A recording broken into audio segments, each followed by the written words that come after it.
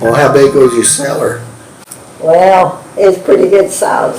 I say it's about as big, I forgot the size of it, about as big as half of this. It had a top. My oldest brother and my daddy, I was told, dug that cellar. I don't remember when it happened, but they dug it and they made the walls like the Indians made theirs, you know, hard. And it was dirt, but it was hard. And then they come up with a shelf out of the mud, and then they come up about this high and put a wooden roof on it. Daddy made a roof and put on that and went all across it, around it like that, and had a stair step on the south end of it for us to go down in to take our stuff. And then he top piled dirt that high on that wood roof, and it was oval. I mean, it was round, and it was packed and hard, and that's how it stayed and kept everything cool down in there, and it was a nice cellar. But Mother would put all that dirt shells. Sometimes she'd put, if she had it, newspaper, but if she didn't, because it'd rot. But she wrapped apples, we wrapped apples, we put them in boxes, because we had them. And Mother canned pears, she canned peaches, and we also dug a hole in the garden for,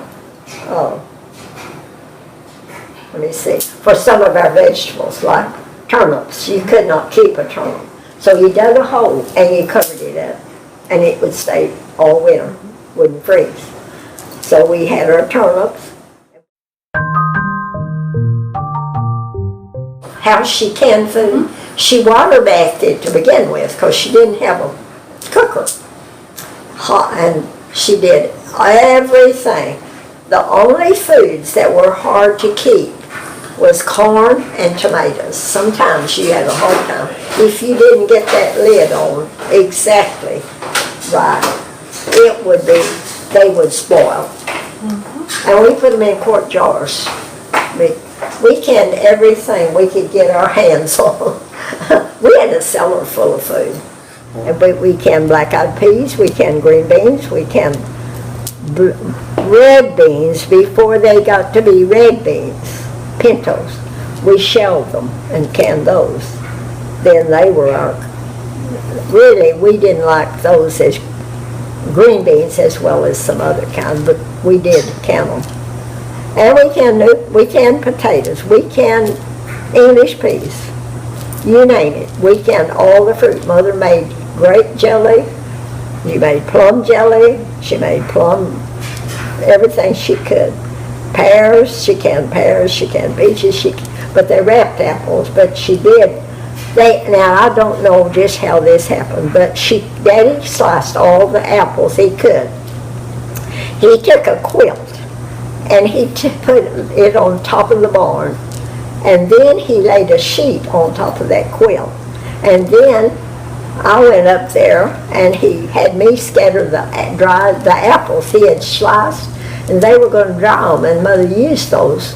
I forgot what she used those for. I think fried pies, I can't remember. But anyway, I had to spread those apples out so they dry. And then we put a sheet over those and then another cover that was heavy. And Daddy put bricks all the way around them so nothing could get in there. He sealed that. And they stayed there till they dried. I had to go check them every day. He put a ladder. The barn roof was sloped like this. So down here at the end where it sloped on the east end, he put a ladder that we could climb and go check it. When I'd check them, I'd jump off the barn. I didn't go back down because it's about that high off. But that's probably what's the matter with my knees. But anyway, and those were checked till they was ready for them to do something. And the bugs and nothing, flies or nothing, got into them, nothing.